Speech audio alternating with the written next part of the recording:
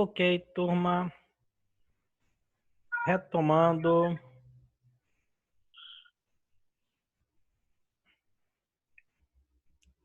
Retomando, turma. Todo mundo ingressando. Que bom. 9 participantes. Ainda tem gente para retomar.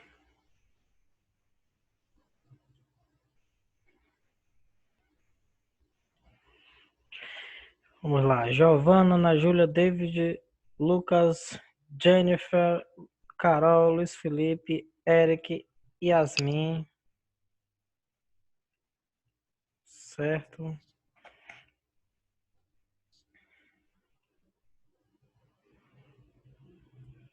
Todos.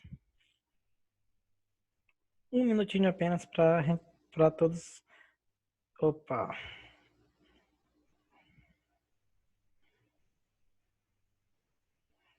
Certo.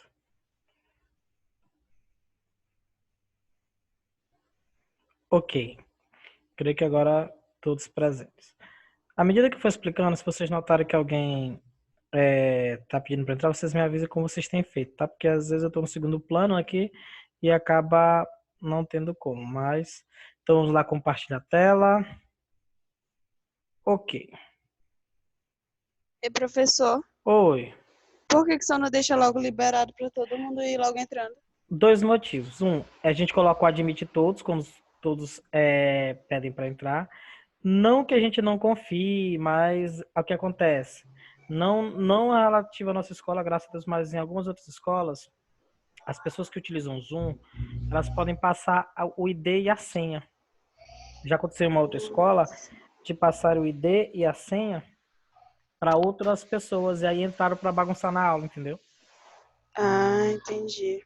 Porque com ID e senha você pode dar para qualquer pessoa entrar. E aí, liberado não tem como a pessoa proibir, aí bagunça um pouquinho. Não que a gente não confie em vocês. Não é isso, até porque vocês são exemplares, né? Demais. Turma, eu consegui acessar o AVA, agora tá tudo certo. É como eu disse, vocês vão vir na trilhas de aprendizagem, tá? E vem na semana, no caso, semana 6 a 4, como está discriminado no plano que vocês recebem.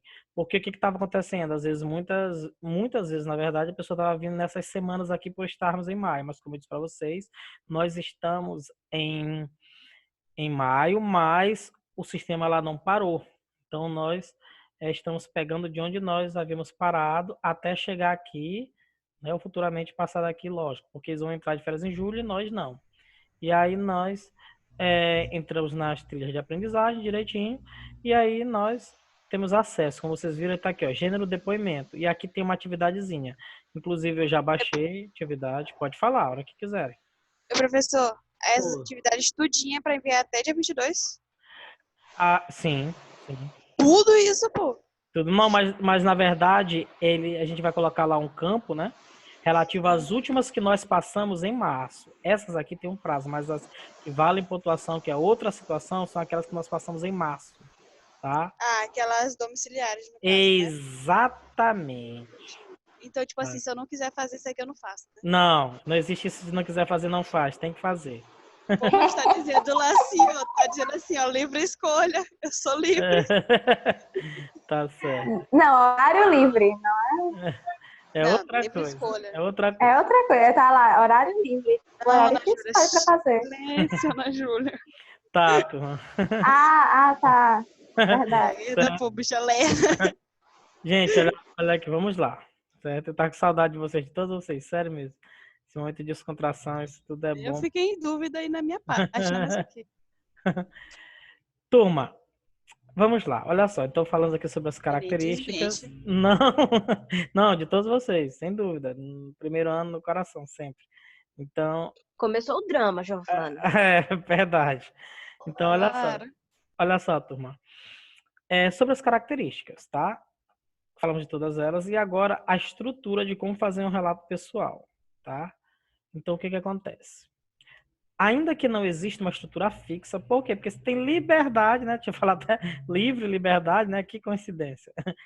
como a gente está falando aqui de liberdade de expressão, liberdade no ato do testemunho, do relato, se estamos falando sobre relato, sobre essa questão de testemunho, é lógico que a gente sabe que tem uma não é que se tenha uma norma, uma regra a seguir, mas ela tem uma variação, isso sim. Só que, dentro de um contexto, a gente precisa entender que o relato pessoal, ele precisa obedecer a alguns pontos para se responder. Então, olha só, ainda que não exista uma estrutura fixa para produzir um relato pessoal, é essencial estarmos atentos a alguns pontos. Por exemplo, quem? Narrador que produz o relato. O que? Fato a ser narrado. Quando? Tempo. Onde? Local que ocorreu. Como? De que maneira aconteceu o fato. E por quê? Qual o causador do fato. Título. Ainda que não seja... Alice retomando. Tá? Deixa só a Alice se situar rapidinho. Que eu admiti, né? Deve... Alice, ok? Situada, presente. Oi. Certo. Então, na estrutura, tá? Na estrutura aqui do relato pessoal, nós temos estes tópicos. Título, ainda que não seja necessário em todos os relatos, alguns indicados com título referente ao tema que será abordado, tá? Tipo, relato sobre a vida, relato pessoal sobre determinado caso. Então, pode ser que alguns relatos necessitem, não é obrigado. Tema. Primeiramente, é importante delimitar o tema, o assunto que será abordado no relato pessoal. Seja um evento que ocorreu, uma fase da vida, uma conquista, uma superação, ou até mesmo uma história triste. Então, assim, porque existe, como eu disse para vocês, relato pessoal, gente, de várias situações. Diversos casos, diversas situações. Tá? É como se estivesse conversando, relatando algo. Ó, por exemplo, eu citei anteriormente, né? Não citei aqui com vocês, mas outra turma eu estava conversando sobre isso. Na semana passada, eu dei um vacilo. Eu vacilei porque eu saí de casa, não era para ter saído, eu sei, mas eu fui comprar uma vitamina, enfim. E aí eu não estava bem, estava com sintomas, enfim, que talvez poderia ser essa situação aí que todo mundo está passando.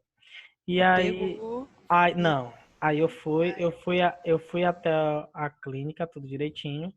E aí eu fiz um exame lá com oxímetro, a saturação do oxigênio no pulmão. E aí fiz, deu tudo ok, certo? Graças a Deus, normal, até acima do normal. E aí eu já fiquei mais tranquilo. Pode ter sido psicológico, tá? Pelo fato de eu ter saído. Aí eu não tendo o que fazer, saí hoje de novo, fui ao banco. Mas não tô sentindo nada, graças a Deus. Mas a gente... Maurílio, fica em casa. Cara, qual o problema de ficar Procura em ficar casa? sentada. Olha, Pelo olha. aplicativo. Pelo amor de Deus.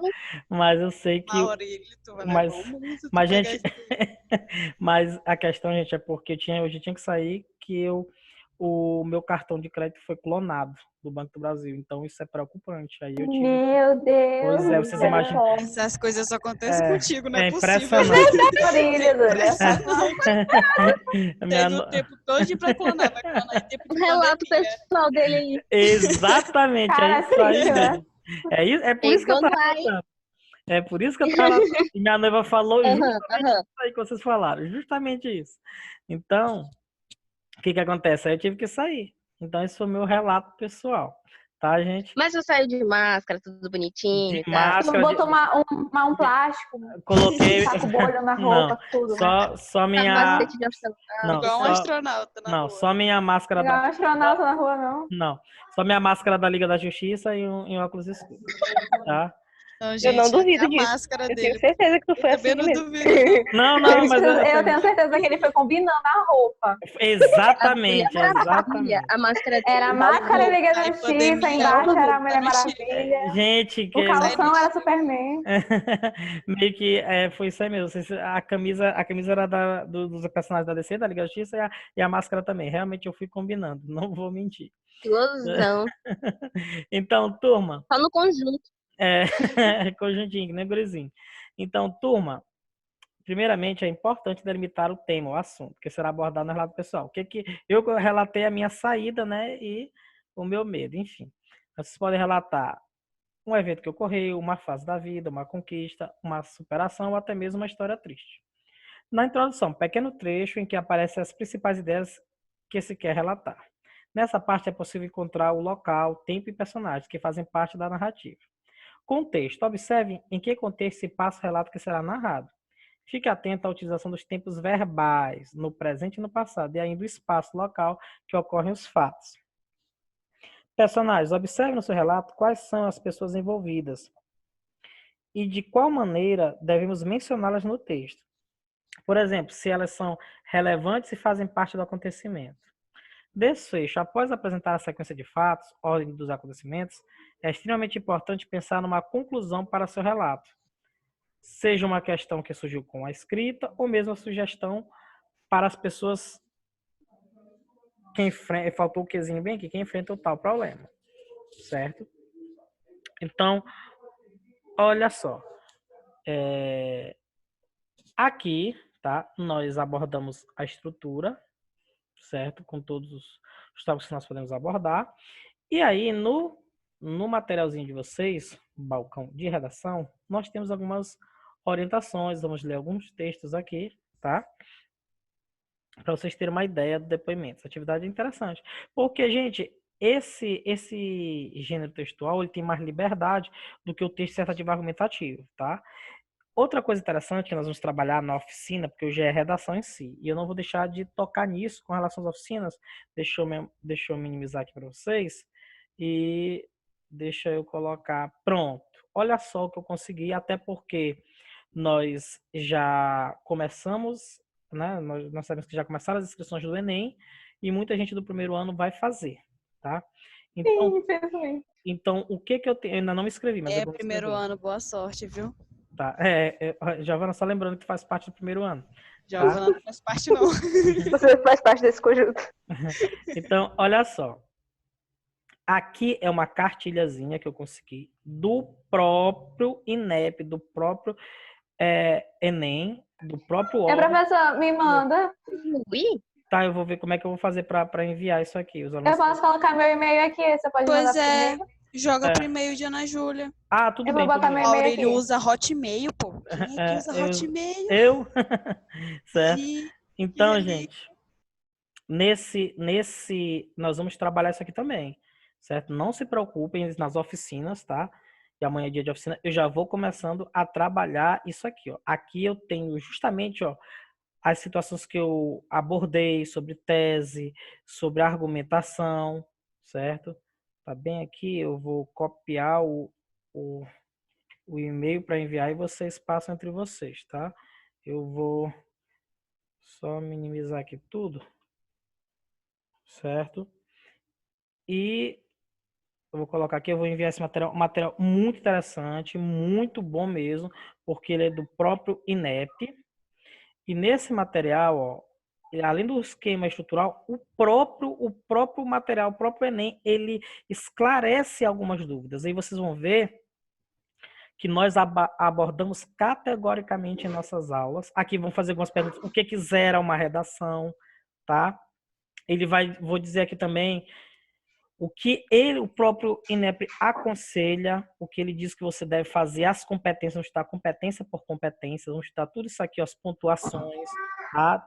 Parte por parte em todas as oficinas de redação, porque a gente sabe que na oficina a gente tem que produzir, só que é complicado produzir remotamente, certo? Então, eu vou trabalhar de fato, tá? Eu tenho alguns slides para a gente trabalhar também, a questão dos tipos de redação, enfim, tudo.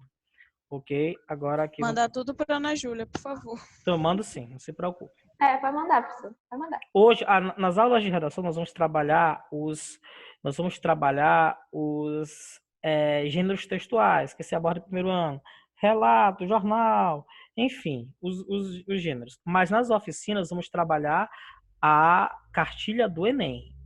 E aí vai elucidar muita coisa, vai melhorar muita coisa para vocês, vai ajudar bastante, tá? Então, sobre o relato pessoal, o depoimento ou relato pessoal é um gênero no qual uma pessoa narra detalhadamente alguma experiência que tenha vivenciado com o intuito de ensinar, inspirar ou divertir o interlocutor, certo, turma? Então, trata-se de um tipo de... Ui, peguei um susto aqui. Certo. Trata-se de um tipo, né, de comunicação comum em nosso cotidiano, que serve como fonte de conhecimento a respeito de determinado assunto. Os depoimentos também são bastante empregados no esclarecimento de conflitos diversos, até mesmo na resolução de crimes. Por isso que, não só na questão de crimes, mas na questão jurídica. Por quê? Porque com relação à questão jurídica, nós temos alguns pontos. Por exemplo, quando se ocorre uma divergência, um desvio de verba, ou alguma situação em que requer uma pessoa para falar porque viu, tá? Então, viu aquela determinada situação. Professor, Oi, pode falar. desde quando o senhor falou sobre esse negócio de depoimento, uma coisa que não sai da minha cabeça, uma palavra. Ana Luísa, peraí. Uma palavra que não sai da minha cabeça é boletim de ocorrência. Pois é, interessante. No boletim da ocorrência, nós temos uma questão do testemunho, tá? Olha só, eu vou pegar um tema bem aqui, tá? Eu trabalhei em outras turmas, vou colocar aqui para vocês. Se for tema sobre Chico Mendes. Alguém já ouviu falar de Chico Mendes? Alguém sabe quem é Chico Mendes? Já ouviu falar de Chico Mendes? Nunca ouvi Acho falar que dele. já. Olha, Chico Mendes foi uma das maiores referências da nossa história na questão ambientalista, tá? Foi um dos maiores ambientalistas da história e o maior ambientalista brasileiro. Quem foi Chico Mendes e por que seu legado ainda faz diferença hoje? Relembra a história do maior símbolo brasileiro da luta pela preservação da floresta amazônica, assassinado em 1988. Gente, ele lutou bravamente, tá? Ele criou muitos projetos legais, ambientais. Ele conseguiu resguardar uma vasta área da floresta amazônica, só que ele foi assassinado a mando de fazendeiros, para vocês terem uma ideia.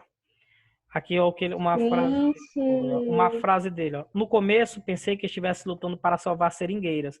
Ele tinha as famílias, né, as mulheres seringueiras, ele lutava por elas. Por quê? Porque os fazendeiros chegavam, desmatavam tudo, construíam suas fazendas, botavam lá o gado, e aí o pessoal, cadê as árvores? O pessoal tirar, né, para as seringueiras trabalhar. Então, deixava muito desempregado, não estava nem aí. Então, tinha aqueles que também cometiam trabalho escravo, e ele lutava para. Então, ele ajudou muita gente. Ó. No começo, ó, o que ele colocou? No começo, pensei que estivesse lutando para salvar seringueiras. Depois, pensei que estava lutando para salvar a floresta amazônica. Agora, percebo que estou lutando pela humanidade. A frase de autoria de Chico Mendes resume a história do maior símbolo brasileiro da luta pela preservação da floresta amazônica, assassinado em 1988 a mando de um fazendeiro. Seu nome conhecido por muitos, deixa eu fechar essa propaganda, por muitos no Brasil e no mundo, voltou à tona nesta terça-feira. Isso aqui está um tempinho dessa publicação, depois que o ministro do Meio Ambiente, olha só, o ministro do Meio Ambiente, Ricardo Salles, afirmou em entrevista ao David que não tem conhecimento sobre o trabalho do ambientalista. Quer dizer, o ministro do Meio Ambiente não tem conhecimento do maior ambientalista da história do Brasil. O fato que é irrelevante, olha o que ele falou. O fato é que é irrelevante. Que diferença faz quem é Chico Mendes nesse momento? Rebateu Salles ao ser questionado pelos entrevistadores do programa, que foi ao ar na noite de Gente, que segunda-feira. vergonha. Não é? Olha só, com a preocupação em torno da preservação da floresta amazônica, o legado de Chico Mendes ainda é considerado atual e necessário. Filho de seringueiro, Francisco Alves Mendes Filho nasceu em Chapuri, interior do Acre, em 1944. Desde pequeno trabalhou na floresta e foi alfabetizado apenas com 19 anos. Em 1975, aos 31 anos, Mendes deu início à sua atuação como sindicalista e ativista em defesa da floresta amazônica, até sua morte em 1988. Essa foi sua missão. Ele criou o Sindicato dos Trabalhadores Rurais de Chapuri, ajudou a fundar o PT na região e foi organizador da União dos Povos da Floresta, aliança entre indígenas, seringueiros, castanheiros, pequenos pescadores e populações ribeirinhas que poderiam ser ameaçadas pelo desmatamento da região. A sua militância deixava os fazendeiros incomodados. Uma de suas ações para impedir o avanço de tratores sobre as florestas, por exemplo, era o chamado empate. Olha o que ele fazia. Quando famílias inteiras, mulheres e crianças à frente, se sentavam de forma organizada, próximo das máquinas, inibindo o desmate. Em Chico Mendes, Crime e Castigo, 2003, Companhia das Letras, gente, O jornalista Zuenir Ventura, que fez a cobertura do assassinato do sindicalista, descreve que ele desenvolveu táticas pacíficas de resistência para defender a floresta, que a partir da década de 70 sofreram um acelerado processo de desmatamento para dar lugar a grandes pastagens de gado. Chico lutou contra a devastação e chamou a atenção do mundo para essa luta. Resume Ventura, ó, eu tenho aqui um depoimento, certo?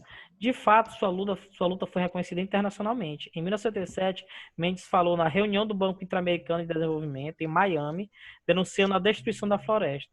Na época, ele solicitou a suspensão do financiamento para a construção da BR-374, ou seja, ele não estava nem para a questão do dinheiro, construção de BR, ele queria era preservar mesmo, que atravessaria o estado de Rondônia e chegaria ao Acre. No ano seguinte, em 1978, ganhou o Global 500, prêmio da Organização das Nações Unidas, ó, ganhou um prêmio da ONU, além da medalha de meio ambiente da Better World Society. Ao mesmo tempo em que era reconhecido internacionalmente, em Chapuri as ameaças de morte aumentavam a cada dia. As promessas de regularização dos conflitos fundiários não se concretizavam. A ideia de criação de reservas extrativistas se arrastava na burocracia federal. Afirma o site do Memorial Chico Mendes. Tem um memorial, né, em homenagem a ele, criado em 96 pelo Conselho Nacional dos Seringueiros. A militância não conseguiu salvá-lo. Em 22 de dezembro de 1978, em uma emboscada nos fundos de sua casa, ele foi assassinado por Dario Alves, a mando de seu pai, Dacio Alves, grileiro de terras. Os assassinos de Chico Mendes foram presos e condenados a 19 anos de prisão, graças ao depoimento de Genésio Ferreira da Silva, que tinha 13 anos na época e assistiu a toda a preparação da morte. Então, o depoimento de uma criança. Eu não sei se a criança foi levada a júri, mas acho que não sei se escutaram, mas está aqui, ó. Então, o depoimento fez com que eles fossem presos. Certo? Tem uma outra também, que é a irmã Dorothy, e ela também foi assassinada. Quando o Chico Mendes foi assassinado, quem tomou o lugar dele para lutar pelo ambiente, outro ambientalista, foi a irmã Dorothy. Também foi assassinada, com 6 tiros. Gente do céu, credo. Pois é. Alguém sobreviveu? Agora, assim, de ambientalista hoje em si, que tem um peso que realmente... Denso. Denso, eu ia falar Denso também. Só tá vivo. É verdade. Verdade. Mas Denso é ambientalista, né? Será? Então, Mano, será que vão assassinar Denso? Tipo, E ele ainda vai se assassinar ele, não candidatar. precisa Meu Deus, assistir a geografia. tá certo. vai se Então, candidatar à política, pô, não pode morrer, não. há 15 anos, a missionária Dorothy Stang, 73, foi assassinada em assentamento no Pará, tá? E olha só esse relato pessoal. Bem-aventurados os que têm fome e sede de justiça, porque eles serão fartos. Assim, com a Bíblia na mão, Dorothy Stang leu a seus matadores o trecho, e 2 outros, antes de ser alvejada. Ao ser questionada se estava armada, ela exibiu a Bíblia e disse que aquela era a sua única arma. Eles só matavam idosos, era? Na verdade, o Chico Mendes ele não era idoso, é porque, assim, eram as pessoas que se compadeciam, que tinham mais preocupação ambiental. Ó. O relato da cena do crime foi feito à folha por uma testemunha. Ó. Testemunho, né? Testemunho que a gente viu, ó. Relato. O relato da cena do crime foi feito à folha por uma testemunha ocular, que também relatou que houve discussão. Dorothy pediu a eles que não plantassem capim no... alguma coisa do desenvolvimento. PDS, deixa eu ver se eu encontro aqui... certo, no PDS, pois atrapalhava a roça dos assentados. Clodoaldo Carlos Batista, o Eduardo, respondeu que se ela arrancasse o capim plantado por eles, colocaria vidas em risco. Raifrão das Neves Salles, o Fogão, então se afastou e disparou contra ela. À época, após relatos de testemunha, pouco mais de uma semana após o crime, a polícia prendeu os pistoleiros Raifrão e Clodoaldo, que confessaram e apontaram os fazendeiros Viltamiro de Baixa de Moura, Vida e Regivaldo Galvão, como mandantes, e Almir Fejoli da Cunha Tato como intermediário, ou seja, ela foi assassinada por conta dos fazendeiros, dos grileiros que queriam continuar com o desmatamento. Ainda em 2005, o Tribunal do Júri de Belém condenou Raifran a 27 anos de prisão após progredir para regime domiciliar em 2014. Ele foi preso de novo por outro crime. Já Clodoaldo recebeu pena de 17 anos, foi solto em 2012. Os outros 3 acusados foram julgados a partir de 2006. Tá? Então, ela também foi símbolo, tá? de ambientalismo, de preservação ambiental. para vocês terem uma ideia. Então, tivemos relato aí, testemunho, depoimento, tá? Para vocês terem uma ideia. Então, tem peso o relato, assim como tem uma coisinha chamada de álibi, tá? Daí a pessoa, ela consegue... Deixa eu ver aqui, deixa eu fechar esse texto aqui. Assim como ela... Não. Professor, mas será que ninguém pagou pra eles darem, tipo, um álibi falso, essas coisas assim? Porque acontece, né? É isso que eu tô falando. Às vezes acontece também isso, gente, da pessoa ter um álibi falso, certo? Às vezes a pessoa compra o depoimento da outra para que a outra tenha um álibi. Tipo assim, ele... Pronto. Eu vou citar um caso aqui, em uma situação de um professor. Faz tempo isso. Um professor, muito tempo sem uma escola técnica, outra situação, faz tempo. Um professor, ele tinha uma aluna que ela faltava bastante. Mas teve um dia que ele pediu, professor, eu preciso faltar, por conta disso, colocou mil dificuldades para dizer que não poderia ir à aula e pediu que ele botasse a presença nela. E aí ele pegou e botou a presença nela, né? E ela não foi, mas ele botou presença. Só que ela estava fazendo o quê? Tramando o assassinato do ex-namorado dela. E aí ela Entendi foi, tudo. ela forjou, ou seja, quando foram ver, perguntaram, mas chegaram até ela, né, no crime, mas ele disse, não fui eu porque eu estava em aula. Aí foram ver o dia, o horário, ela estava em aula. Na caderneta, no diário, estava em aula, tinha a presença dela. Então, o fato de ter colocado a presença ali, já foi o álibi dela. E aí o professor diz, ok, então, se ele dissesse que ela não estava, ele estaria sendo cúmplice do crime. Olha a situação.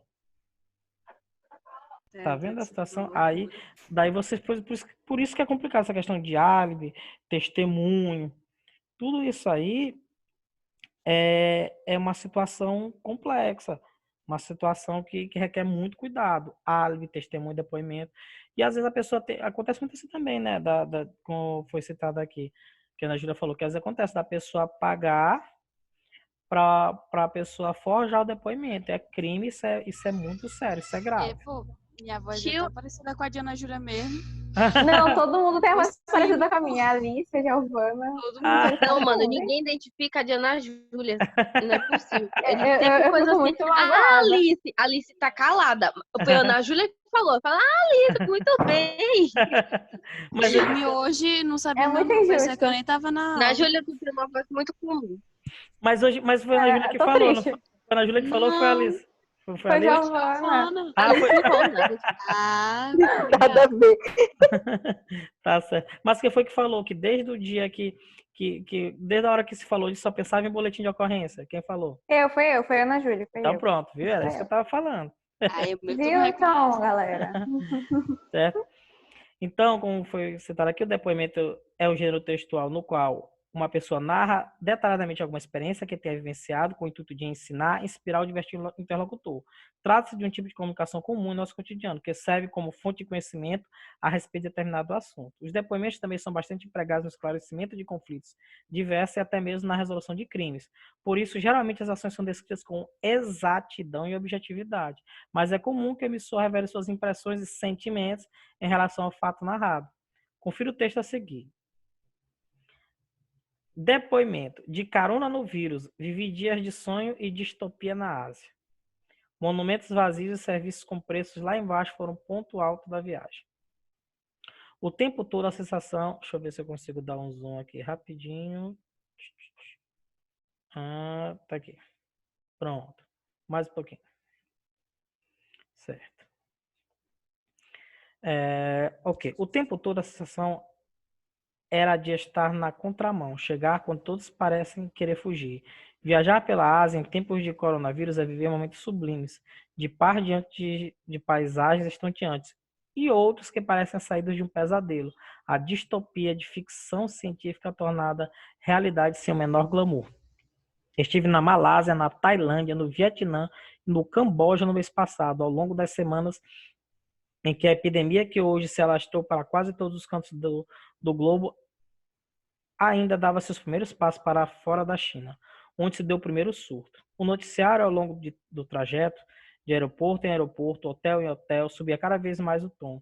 tantos contaminados aqui, casos suspeitos ali, contágio mais acelerado em tais lugares.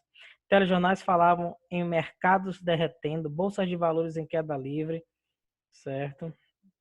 Queda livre nos gráficos, enquanto o drama dos passageiros em quarentena a bordo de um cruzeiro na costa japonesa ganhava os contornos de uma horrível telenovela.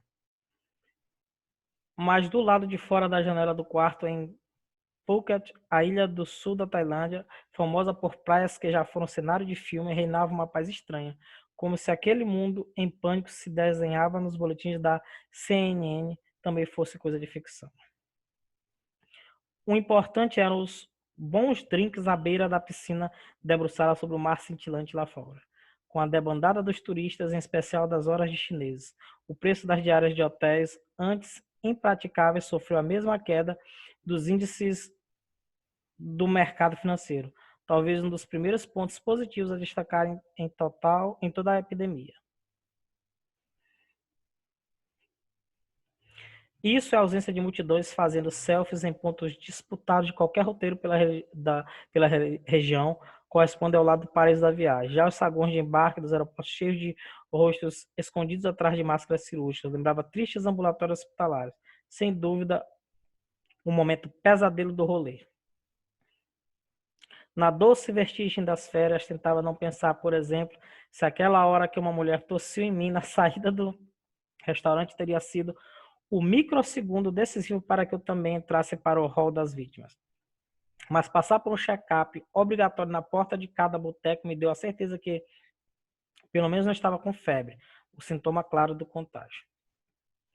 Também a etiqueta passa por uma transformação e o jeito de cumprimentar dos orientais, sem beijinhos e aperto de mão, vinha a calhar em tempos de isolamento forçado. Ninguém se ofende se você não chegar perto. O ápice disso foi chegar às ruínas de Angkor Wat, a enorme cidade de templos construída no interior do Camboja no século XII, e ainda horas e horas a pé ou de tuk-tuk sem ver viva alma, a não ser os macaquinhos que fazem a floresta ao redor de sua morada.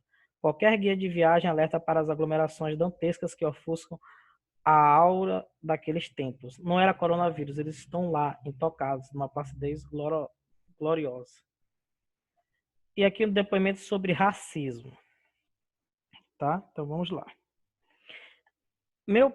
Depoimento sobre racismo. Traumas de infância. Meu pai é negro e minha mãe é branca, então nasci com a pele clara e cabelo bem crespo. Na escolinha, as outras crianças gostavam de perguntar se eu penteava o cabelo, de grudar coisas nele, tacar aquelas bombinhas de borracha com cuspe.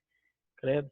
Chamavam de macaca, cabelo de bombril. Teve uma situação em que o colega reclamou muito que meu cabelo atrapalhava e ele não conseguia ver a lousa, que se eu não tinha cabelo bom, devia aprender. A professora, em vez de me ajudar, me mudou para a última fileira da sala. Sou míope. Mandou o bilhete para que minha mãe alisasse ou prendesse meu cabelo. Desde então, começaram a alisar meu cabelo e eu nunca mais consegui usar solto. Coitada. Credo, coitado. Credo, é bem pesado. Aí eu senti aqui. Nossa. Certo? Filha de médica. Fui encontrar a minha mãe, médica, branca, no trabalho dela porque estava na rua e ia pegar carona para casa. Pego carona com ela toda semana, mas a recepcionista era nova. Fui subir direto para a sala em que a minha mãe atende, como faz sempre, e ela veio me perguntar se eu tinha consulta marcada. Expliquei que eu era filha de uma funcionária da clínica e ia encontrar a minha mãe na sala. Ela disse que era a sala de atendimento de otorrino. Daí eu disse que a minha mãe é otorrino. Ela não entendeu, me olhou torto e repeti. Perguntou o nome da minha mãe. Eu disse, ela perguntou se eu tinha certeza. Daí eu falei que tinha certeza de quem é a minha mãe. Me irritei e fui subir. Ela mandou o segurança ir junto, achando que eu não ia perceber. E já dava um murro nela. Não, aconteceu uma vez, pra vocês terem uma ideia, teve uma vez que uma amiga minha trabalhava numa clínica, né? E aí o médico atrasava e tal. Aí quando chegou, teve um tempo lá que o médico chegou atrasado, entrou e demorou para começar a atender. Aí veio uma senhora para entrar na sala. Aí todo mundo começou a brigar. A senhora vai furar a fila, a gente tá aqui esperando. Começou ela, epa, calma, porque se não fosse eu, ele não ia conseguir atender vocês, porque eu sou a mãe dele. Aí todo mundo ficou... Meu Deus, beijo, tava na cara de vocês. Toma. Todo mundo ficou calado, sem graça, até sorriram, né? Na verdade.